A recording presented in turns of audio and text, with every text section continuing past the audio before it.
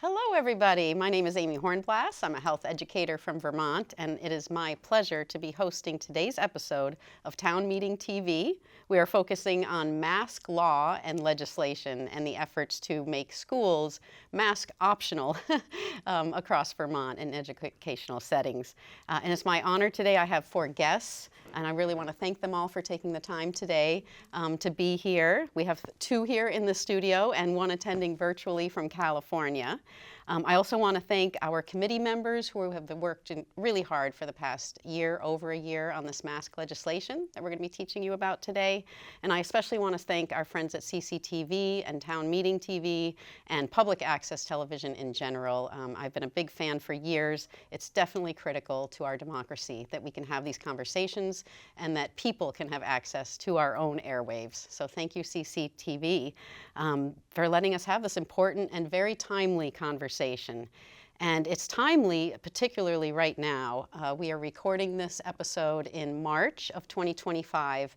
And in January, we actually had 2 major events happen related to masks in schools in Vermont.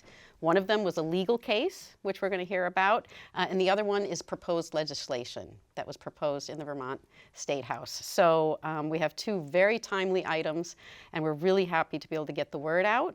And I also want to especially thank our viewers.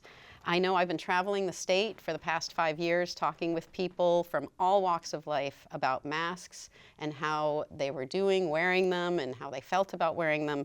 And I can tell you that overwhelmingly, most people in the state completely understand that there are harms to consider when wearing masks because they've had to suffer those harms and have not had a way of voicing their distress. And that's been very troubling and in some cases even traumatic for people. So this is a really important subject for them. But it's also important for folks who perhaps have never heard that there were harms related to masks. And there are lots of folks who really are completely unaware that there are respiratory dangers and other hazards to consider. So I invite you, and I'm really grateful that if folks out there feel that way, that you are viewing today. And then, of course, there are people who are continuing to wear masks because they're afraid and they want to protect themselves and protect others. And so I'm really glad if you are listening out there feel that way. Thank you for joining us today. And thank you for being open to joining us in this conversation because it's a really important one that you probably have not heard anywhere else in the media. And so our goal today is to come together, to converse, to build understanding amongst all Vermonters and people beyond, and to find common ground. And as a health educator, for me, the common ground is breathing and respiration. You know, in these troubling times when so many things are dividing us and people feel that there are political issues pulling us apart, can we find just one piece of common ground to stand on? And for me, that's breathing.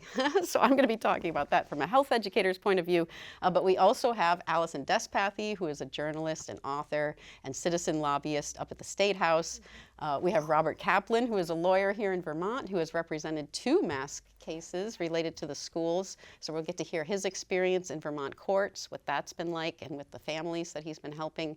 And then we have Stephen O'Connor from California, who, through the National Health Freedom Action, is an organization that proposed about over a year ago, a year and a half ago. I received an email forwarded to me from somebody who said, check this out. Here's an organization that's offering free legal advice, free lobbyist input and consultation for any group that's interested in addressing masks. And I jumped right on that because I've been working on this issue for the past 4 years at that point and was really grateful to meet Stephen. So why don't we start with you, Stephen, so you feel cozy here with us Vermonters out there in California. How are you doing? I'm doing well today, thank you. Yeah, as mentioned, my name's Stephen O'Connor, and I'm a staff attorney with National Health Freedom Action and the National Health Freedom Coalition. And our main mission is to help state activists with drafting and lobbying and overall getting bills passed. And it's a little onerous process. It can take multiple years to get a bill passed. Um, and I kind of came into this field about 3.5 years ago. Most of my background prior to that was in criminal defense. And I was very upset about the masking, about the lockdowns, all the I grew up in a very political environment, and so none of it really surprised me. But it just said, it told me that now is the time to go to action. That we can't, let ourselves be pushed around like this. And where I am I live in San Francisco where I grew up, and people are walking down the street wearing a face mask, and it's unclear why, but the and and not just finishing up, but top concern of mine is the breakdown between what people think, from common sense versus what the scientific research shows about whether these masks have any efficacy of any kind, which obviously is a separate issue from the harm that they can cause. Yeah, so is that what got you interested in stepping forward Yeah, with this issue? just the sudden and extreme COVID regime is what moved me into health freedom law. Um, Ah. Because I felt that now is the time that all of my worst concerns about our society and government seem to be coming true, and so now is the time to fight back and try to protect the freedom that we have left and increase our freedom. Yeah, and so thank you so much for your help in writing what has become House Bill 393 in the Vermont State House. Thank you so much. And you've done a great job facilitating the group, too, of volunteers who have stepped forward to help with this. Yeah, thank you. And Robert Kaplan, coming from just down the street here in Burlington, Vermont. Yes, I'm Robert Kaplan. I'm an attorney at Kaplan Kaplan in Burlington, Vermont. I have been doing litigation in Vermont for 25 years. Prior to that, I was in the Washington, D.C. area doing a different type of litigation. And essentially, I got involved in masking sort of as an offshoot from earlier work that I had been doing and taking cases and engaging in advocacy in support of the First, Second, and Fourth Amendments. Since I'm a true believer in the Bill of Rights, I think the most important protections we have come from the First Amendment. The Second Amendment is entirely necessary to enforce the First Amendment, and then the Fourth Amendment, which is the protections against search and seizure, are critical. And those are the areas of interest that I've had as a litigator. I got involved in masking because it was at the time, after COVID, when these cases started arising, very politically toxic, and there were very few attorneys who were willing to take on these cases. And I've been involved in 3 significant cases about masks that I'm happy to talk about when we get there. Why don't you dive right in? And Okay, so the first case that I got involved with had to do with a guy who owned a UPS store in Newport, Vermont. And shortly after the governor of Vermont issued his executive order requiring masking in all businesses, and it wasn't just masking, it included a shutdown of businesses and then very detailed instructions about who was allowed to do what as business resumed. There were restrictions on what stores people could go to, what things people could buy. It was really very authoritarian and Orwellian. So in the case involving the gentleman who refused to enforce or adopt any kind of masking policy within his own store, wouldn't wear a mask, didn't require customers to wear a mask, the Attorney General of the state of Vermont, which incidentally is someone who used to work for me, brought a civil lawsuit against this person to enjoin the failure to mask and impose civil penalties. So the way that case came about was the business owner was served with a complaint, and then there was almost immediately a court hearing. I was not involved in the case at that point, but essentially within 7 days of getting served with this complaint, the business owner had to go have what turned out to be a final hearing on masking and whether the executive order that the governor had issued was in fact lawful. And there was a hearing on extremely short notice. And then after the hearing didn't result in a good outcome for the gentleman who owned the store, he came to me to then try to overturn the earlier decision that had been issued. So we got into some kind of complex legal issues having to do with the governor's authority. We actually, I think, very conclusively established that the executive order issued by Governor Scott in March of 2020 was done unlawfully, that the proper procedures weren't followed, and that the governor actually didn't effectively get the authority that he needed in order to enact this very sweeping executive order that affected everyone in the state. And then we argued against the imposition of civil penalties and got into questions about whether masking really is effective or not, and whether it's a sensible strategy to try to remedy the risks posed by the disease. And the courts were entirely dismissive of the issues that were raised, particularly with respect to the claim that we raised that the governor's executive order, which had affected everyone in the state for months and months and months, was an illegal order.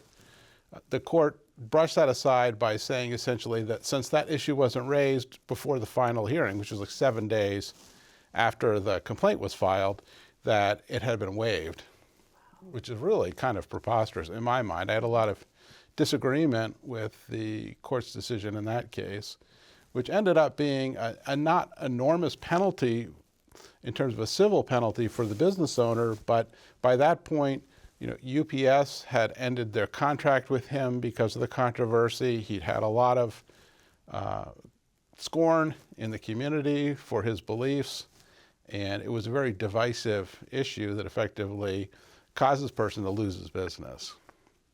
Yeah. And the court, wasn't it held virtually? So there were a lot of complications with just the hearing itself.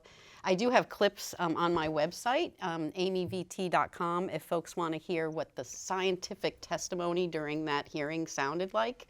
And it was really interesting because there was an expert witness who was speaking to the science, but you can really see how a court just doesn't seem to be the place to have that kind of conversation. Well, I think it would be the place to have that kind of conversation if there was an adequate opportunity to prepare, because first of all, you have to make sure that you have the right expert, not just anybody that you can find in 24 hours notice. And that also, there's a lot to do in terms of getting an expert ready to give the information that's important in a way that's easily digestible and that makes sense and is persuasive. And I just think, and not to fault the first attorney on the case, that it was an overwhelming task to try to be prepared to fight against this executive order and the dictates coming out of that time out of the CDC and NAID, which were very strident in their directives without really bothering to attempt to have a scientific foundation for the rules and conclusions that they were imposing. And it was an impossible situation, really, for the poor guy who just didn't want to wear a mask in a store or make his customers wear masks. Mm-hmm. Right. And then the second case I was involved in was representing Children's Health Defense, which is Robert Kennedy Jr.'s, or his former organization, aimed at protecting health of children, and their local affiliate here, Vermont Health Choice, and then some individuals involving masking in schools. In that case, there was a child who had gotten a note from a doctor saying, this child should not have to wear a mask.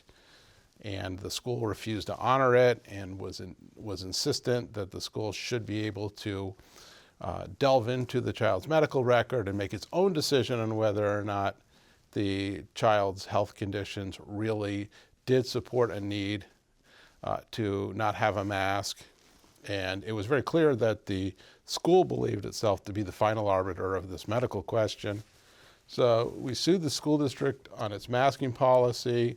Once again, the court sort of swept all those issues aside, saying that Vermont has an enabling statute for schools, which says that they can take any steps that are necessary in the sound administration of the functioning of the schools. It's like a blanket catch-all provision that they said, the court said, easily encompass masking.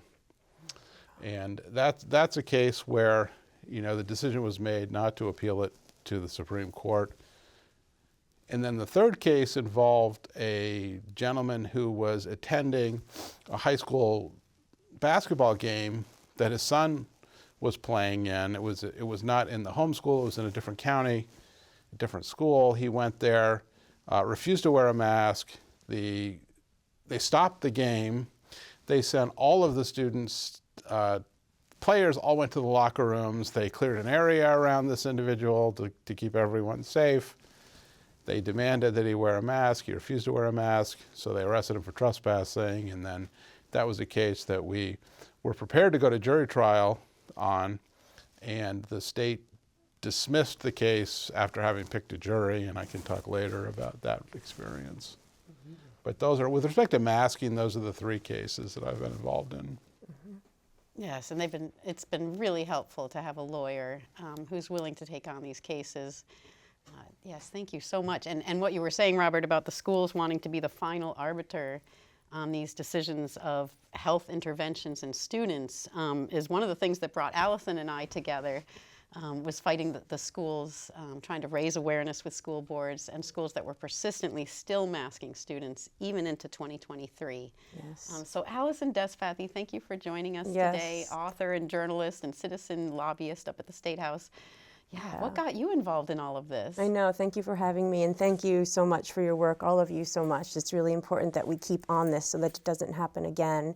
And I think what I was seeing, I have a nutrition practice in St. Johnsbury. I live in Danville, and I also have taught at the Vermont State Colleges for 25 years. I teach human biology, nutrition, and wellness for life. So knowing full well how important breathing is and being able to release the CO2 and the gases and bring in the oxygen, especially for children who have a higher metabolic rate, have higher demands for oxygen that all their body systems are dependent on.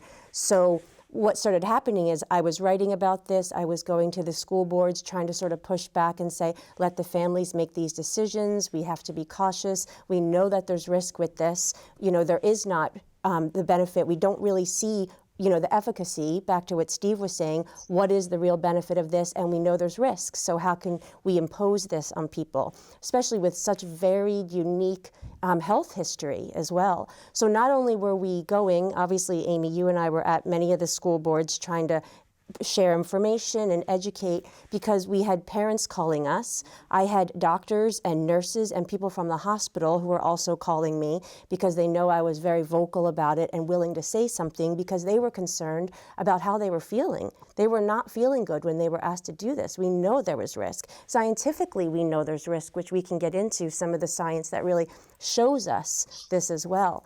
And so that's what sort of activated me. And then we had the Newark situation, which I can talk about now or later. Please do, because people aren't aware that schools are still ready and willing to impose mask mandates, and under what conditions. Right, and I think there's sort of two things that really speak to that issue. Is the governor at one point was not going to impose the mask mandate.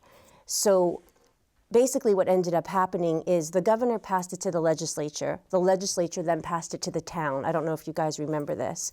And so what ended up happening is some of the Vermont towns took up this issue, and many Vermont towns, I think it was 80 or so towns, said, no, this is not our decision to make. We are going to leave this with the businesses, we are going to leave this with individuals. But then there were a few towns, including Danville, my town, that said, yes, we are going to impose mask mandates and we're going to have the businesses and the people do this.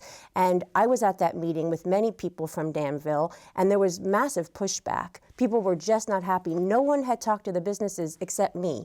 I called the businesses and I said, what do you think about this? And all of them said, no way, we're not going to enforce this. This isn't our job to tell people what to do. We're going to leave it up to them. So everyone in Danville was on town. And then it came to a my science versus your science. And there were some people on the select board in Danville who specifically said, no, we're going with our science and we're going to impose this. And that's where you just run into issue is why should a select board be making these decisions for individuals when there's so much influencing our breathing, our health? I think of the people I work with in my practice who have asthma, respiratory problems, obesity, congestive heart failure, COPD, who would struggle with oxygen. And so that's where I could not step back and let that happen with what I knew and the people I worked with. So that's what sort of launched me into it. And then after the mask mandates actually sort of rolled back in the schools, there was one school in particular, Newark, and we were up there a bunch because what ended up happening is there was a student who had some disabilities, and under Section 504, Section 504 stems from the Rehabilitation Act of 1973, and then that basically sort of led to the creation of the Americans with Disabilities Act of 1990. And so Section 504 guarantees certain rights for people with disabilities. And in schools we have this, and this may mean, you need to put a ramp in, or a student has to have a certain type of desk or a railing because we want everyone, and by law, if you accept federal funding, all students require free, appropriate public education. And so that law was then being used by a family who had legal support with a child who had a disability to say all the students in the school, all the students in the classroom need to wear a mask. And there was a massive pushback, as you can imagine, from teachers, from administration, and from parents saying, what are you talking about? Why is my child going to be put at risk with these masks in order to offer, is there even a benefit offered to this child because of these masks? We know the cloth masks, the types of masks kids were wearing, what they're doing, they're eating their hands, they're reusing them. Was there any efficacy on those masks? So there was a big sort of uproar in Newark, and eventually they removed it. We were pushing back. A lot of parents were pushing back. It did go on for quite some time. It really did. And it was really just, many thought a real sort of abuse of Section 504 because, yes, you want these children with disabilities to be supported, but can you put other children at risk with this mask mandate because of that? And eventually it did go away, but it took a lot of effort of people showing up and talking to the school board and being shut down by the school board and just continually saying this is not okay. And a lot of that came from the community and the parents. But again, we have these small communities where some people don't want to speak out. They don't want to be judged. They don't want to say stuff. So then it came up to people like us who were willing to say, this isn't okay. We're here. We're going to step up and make sure the stuff is said. So I think those were some of the things that I was seeing and what sort of activated me to get involved and to try to make sure, and still we're trying to move it forward with the legislation, et cetera. So it really it's a big deal. And there's a lot of risk, as we know. I can go to the science a little later, but that's sort of a little bit of where I was coming in. Yeah. Thank you for coming in, for sure. Oh, yeah. Yes, and what you mentioned about your concerns about your clients are exactly what flashed through my mind when they proposed using masks in schools. So I'm a health educator. I was in my 10th year at the St. Johnsbury School District when COVID happened and the lockdown, which was traumatic enough. But then they wanted us to come back and mask the students and our peers. So I know how many of my coworkers are pregnant at any given time, are obese, are former smokers, have high blood pressure, asthma, all those things. Plus I know hygiene in kids. I mean, that was my deal, was to teach them proper hygiene. I can tell you that masks in a classroom would be a hygiene disaster. And I just could not imagine just the stifling of communication, the First Amendment rights, which I'd love to talk with you more about. And so that's what got me involved. I resigned from my position because the scorn that you described was what we were met with. If we even just said, hey, what about breathing? Couldn't be heard by my administrators. So I resigned and I conducted a statewide study called the Vermont Mask Survey, where I surveyed Vermonters on the harms they were experiencing in those initial mask mandates that they, at the workplace settings and things. So I'm concerned about the staff. I'm concerned about the students. And so I do have a website, amyvt.com, where you can see that I've been a fan of all these people's work. You can find their testimony from the towns. When they did put it back to the towns, the legislature asked towns to consider mask mandates, and overwhelmingly 3/4 of the towns in Vermont said no way. But you can hear testimony of people speaking up to validate these harms. You can hear from students and parents at school board meetings. I also had, we had the student that you represented in the school case. She presented at our emergency forum to assess the respiratory hazards of masks, which we held here in Burlington 2 years ago, so you can see her testimony. And I also just recently interviewed Dennis Steele, who was the parent who was removed from the basketball game for trespassing, for not wearing a mask, which the state's attorney was still prosecuting as of January 2025. So these are still very real and urgent issues. I do have a question. I'd love having these lawyers, and then of course you too, Alison, here to help us tease apart, why are these face masks even legal in the first place? I mean, they're only emergency use authorized, along with tests and vaccines. And my understanding is that even though the emergency, the COVID emergency, ended in May of 2023, the emergency use authorization has continued for these products. And that's really the only reason, right, why we see child-sized masks on the market in the first place. I don't know if anybody has anything to say about that. That's a great, it's a great question, Amy. It's not something that, that I've studied too closely, but, among other things, I think it's a battery to force someone to put something on their face. And there are numerous questions of how they got from, what the law is to what they did. And I think a lot of it just comes down to the fact that if the law is not followed or enforced, it doesn't regulate. People can just break the law, and if the social norm is that this is okay, then it may not get challenged. Mm-hmm.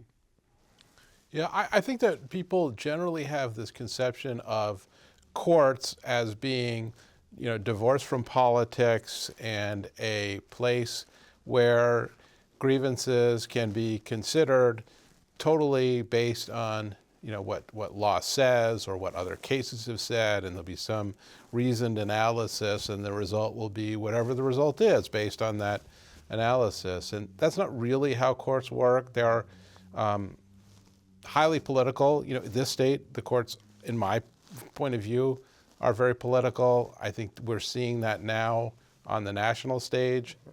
And the reality is that, when a case comes in front of the court and there's a lot of political pressure behind it, and there's sort of a cultural presumption about what's right and what's wrong, that it's very difficult for courts to go against the stream in that instance and come up with a result that's different than what people expect. You have not only just the public and how the public might perceive judiciary decision, which is inconsistent with what they think, but also, the judge has peers, and those peers are exposed to the same sources of news and information as the judge, and, probably have a lot of the same, underlying beliefs as that judge, and there's a lot of pressure to go along with the flow and not buck the trend.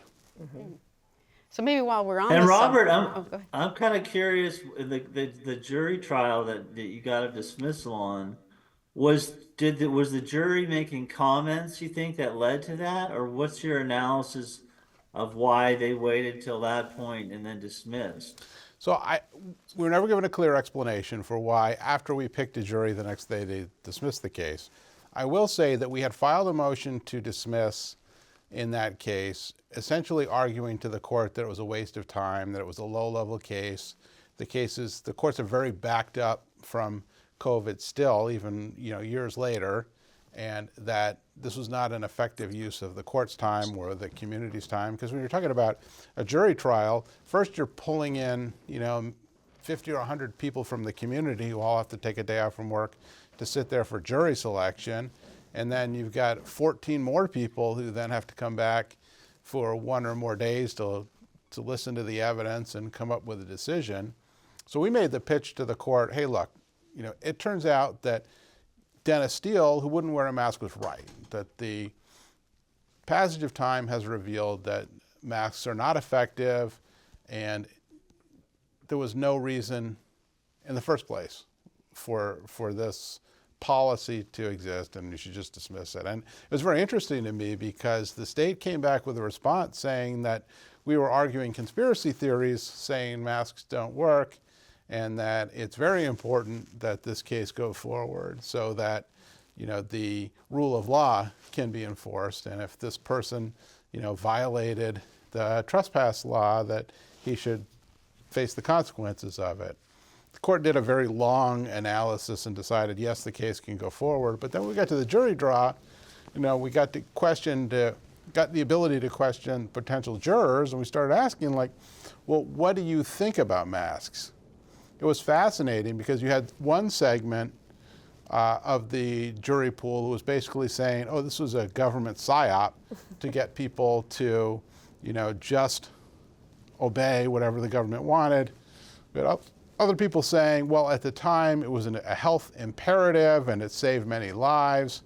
And then you had a segment that was still wearing masks. Like even, I've picked in the last 6 months, maybe 10 juries, and every single jury pool, and these are counties across Vermont, there's always a handful of people who show up wearing masks.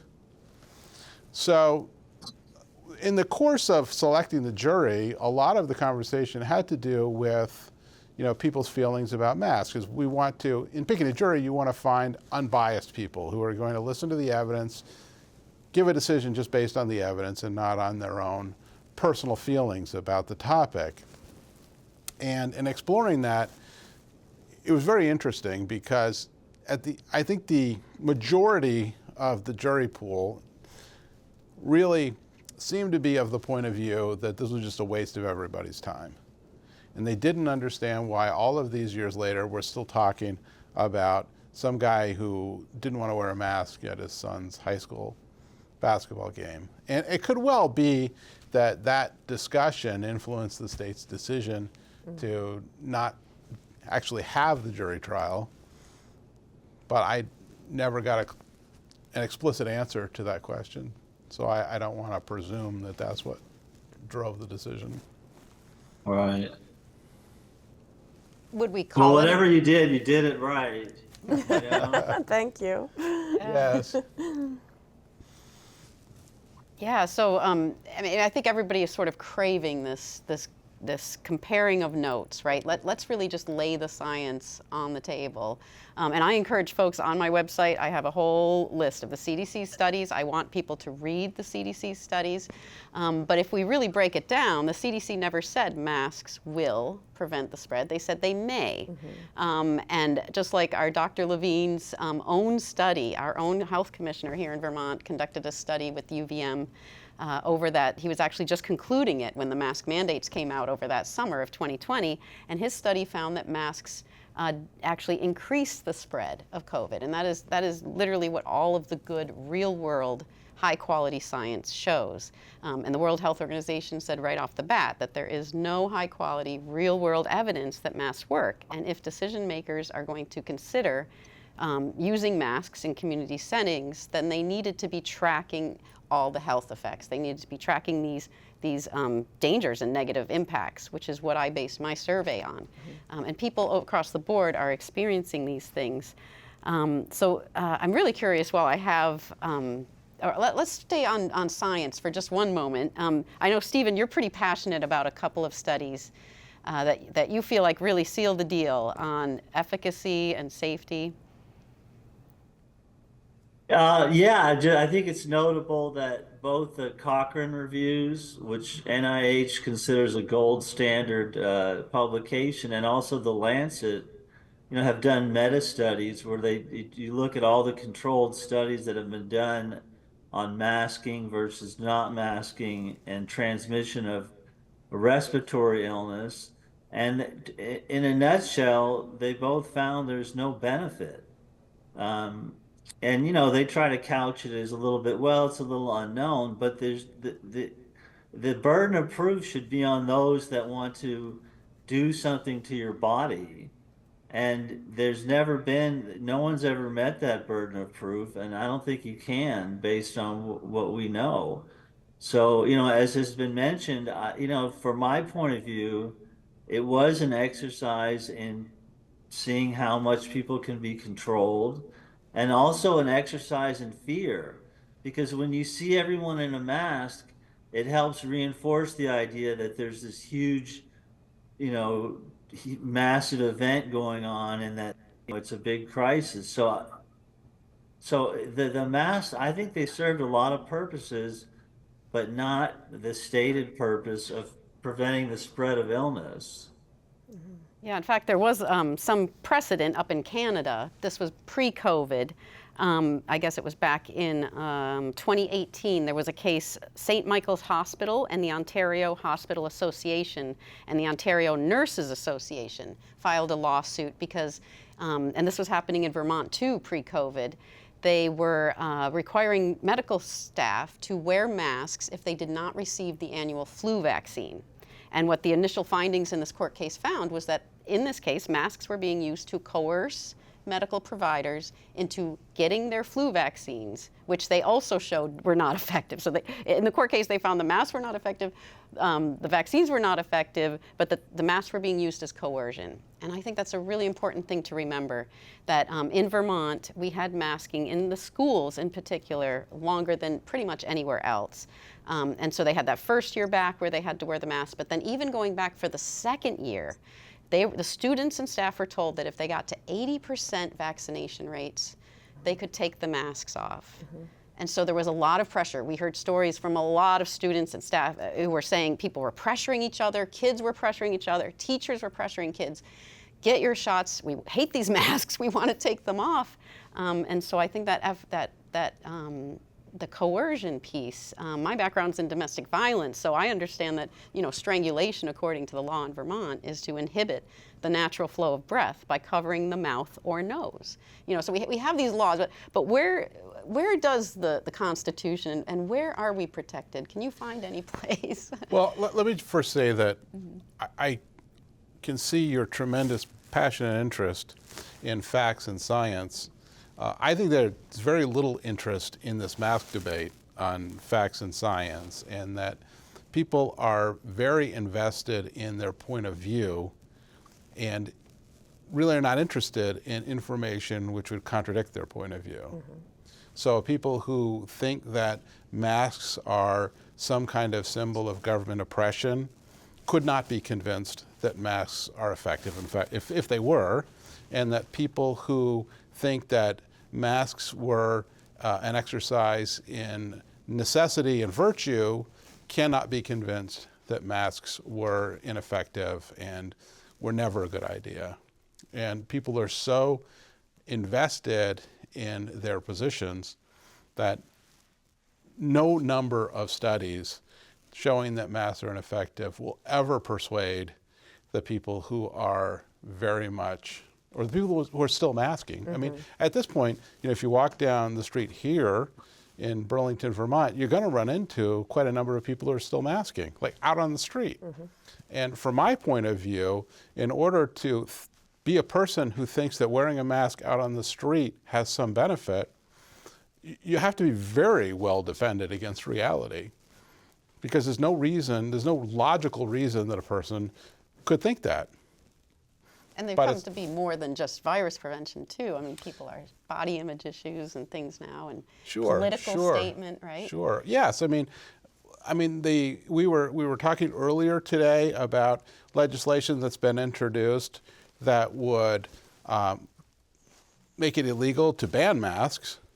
And from my read of the situation, that really has to do with preventing there being laws that would keep people from wearing masks at protests and that kind of thing, where they can engage in whatever behavior they want to and maintain some level of anonymity. Mm-hmm. And so I think masks at this point really are just symbols of political ideology and have almost nothing to do with their utility from a scientific perspective. Right. You want to jump in at all, Alison? Yeah, I was just going to say, I think that that's where then what you need to really come back to is respecting a person's decision and just that body autonomy and the informed consent and people being able to acknowledge, the benefit risk analysis, what works for me in my world. And I think that's where we need to land. And when I saw the governor pass it to the legislature passed it to the towns. When I went to Cabot, I specifically said, okay, now the best move is you pass it to the individuals and you let the individuals make that decision. And that's where I think we're landing a lot of based on what you just said. Just you're not going to shift someone's mind. As much information you give to them, maybe a small percentage of people will be willing to open up and see that. But otherwise, we're kind of locked into our belief system, our ideology, our understanding, our fear, whatever it might be that drives us to take action. And that's where I think we do really have to come back to informed consent and body autonomy. Yeah, and there we have bills, from a vaccine standpoint in the legislature right now in Vermont as well, with really trying to respect that. I mean, you can go back to the Nuremberg Code of 1947 and enshrined rights of informed consent. We've always had experimentation through history on people. I mean, you look at forced sterilizations, you look at lobotomies, there's World War II, there's always been experimentation, and really that's what this was. This was experimentation on a mass scale, attempting to be, mandated. And I think also what we were contending with was schools and towns saying, oh my gosh, we don't know what to do, and liability. Okay, we're just gonna follow this top down. So there was also a lot of this control and command top down orders. We're gonna go back to whatever the CDC says. And then when you dig in, it's like, oh, the CDC is not standing on any sort of foundation, on this. So why can you go back to that? And so I think there was a lot of, we don't know what to do, we're just going to do a top-down thing. And to me, I'm like, you knock that right out and you go back to the individual. And they assess their situation, their health status, et cetera. That's where I've landed, at least, after going through this, for years now. So, yeah. What I've experienced is there seems to be an inverse relationship between how much education a person has and how much knowledge they possess. And it really seems like, at least in the experience that I have, dealing with people with very high levels of education, that they are in an information silo and they just don't have a lot of just basic fact stuff that people who are willing to explore things outside of the New York Times and MSNBC and Right. ABC and CBS, that there's information that they don't get. So they're making their analysis based on a very limited data set. And when you start to say things to people like, who are in that silo that they don't agree with, like for instance, if you were to say to someone, well, I'm really concerned that the COVID vaccine has caused heart conditions in young people and maybe have something to do with this tremendous rise in cancer, especially among young people, that immediately their reaction is going to be like, oh, you're one of them. And then any kind of discussion shuts down and you're just looked at as a person who's a crazy person who is easily manipulated into conspiracy ideas. Right. And those are the triggers because of some of the propaganda news and information that's out there. Is you say certain words, you even say the word vaccine and people shut down and they can't even have a conversation around it. And it's incredibly dangerous, especially when we have tremendous research and information coming about myocarditis, especially in young males with these vaccines. I mean, the last thing that should be done is for healthy men to be getting this because of what we see. But again, you bring that up and it's just this sort of shutdown. And that's why this is so important. We have to have these conversations and continue to get information out there so people can try to make a best informed decision for themselves. That's the goal, really, is we want that informed decision making to happen. Yeah. Right. Yeah. And as a health And educator, it's scary too that people aren't recognizing, because I know multiple people that have, injuries or illnesses after vaccination that, studies show do happen. But it's folks that just don't want to hear about it. There's no point, and they don't want to know. And even if your health is severely compromised by one of these shots, people still can't accept what happened. They're still in this kind of denial state. And it is, it's upsetting when you have a country where, people can't agree on just simple basic facts it's quite frustrating, and obviously it creates, it's just it's a challenge, and but I'm really glad that you got the no masking in school bill filed, and really hopeful that eventually that will become law. Um, joining other states that have taken a similar action. But once again, it's just baffling how we have evidence, we have more evidence, but people that they don't want to listen. And it's the same people who tell you to trust the science that won't look at the science. So we're living in quite a strange time. And I think some people struggle in that gray area where they sort of want this, here's the answer, boom, all done, look, we dealt with it, it's over, it's okay. And I think we're also contending with that problem, reaction, solution. There was a problem. We obviously have a lot of propaganda and news governing, the reaction and what people think about it. And then we're given this sort of magic bullet solution, which isn't true, it's not real, but a lot of people want to have faith in that because it's their answer. And that's, I think, some of also the mentality that we're contending with, which gets us in trouble, versus really being able to step back and say, this is a gray area. There's so much we don't understand. Let's try to really look at it. And that's difficult, and it takes time.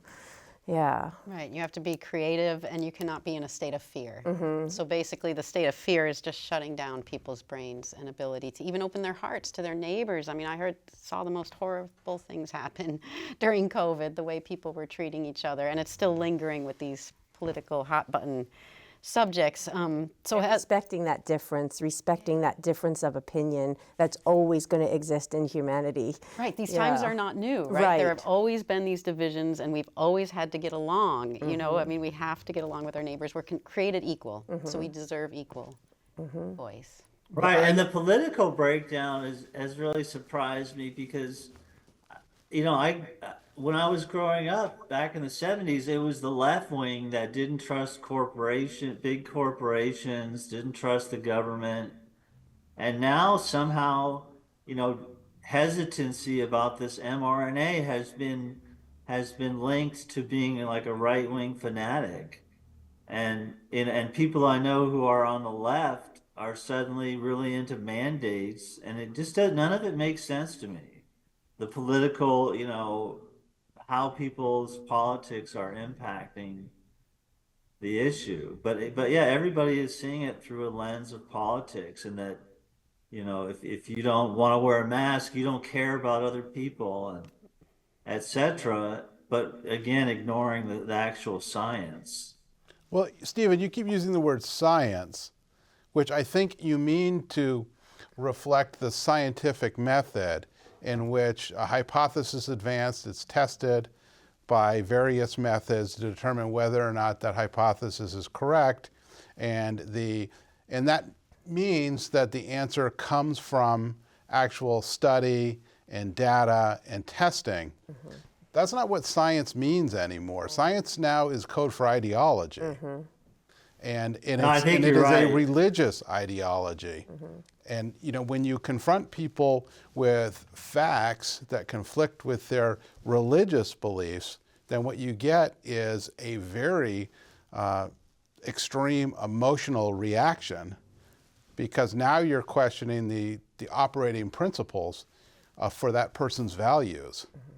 And so I think we are a long way to go just to get back to the point where science means facts and data.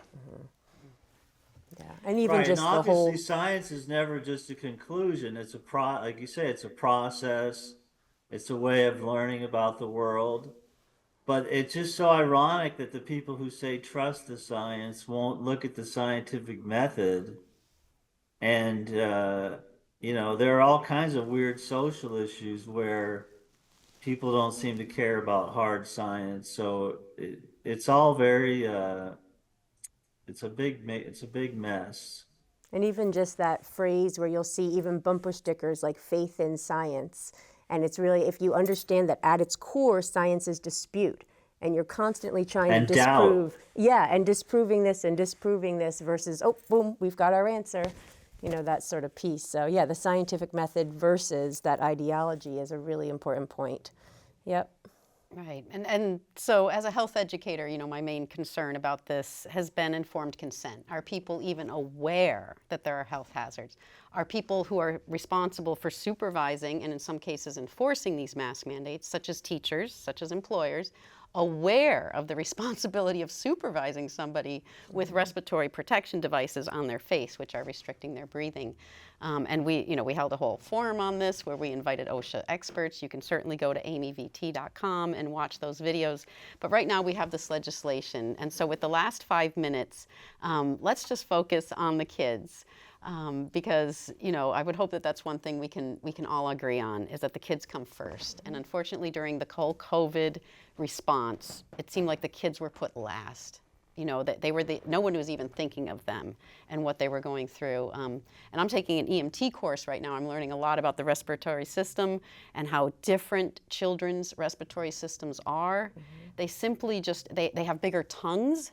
Their trachs are smaller, their lungs are smaller proportionate to their body. They breathe solely pretty much with their diaphragm.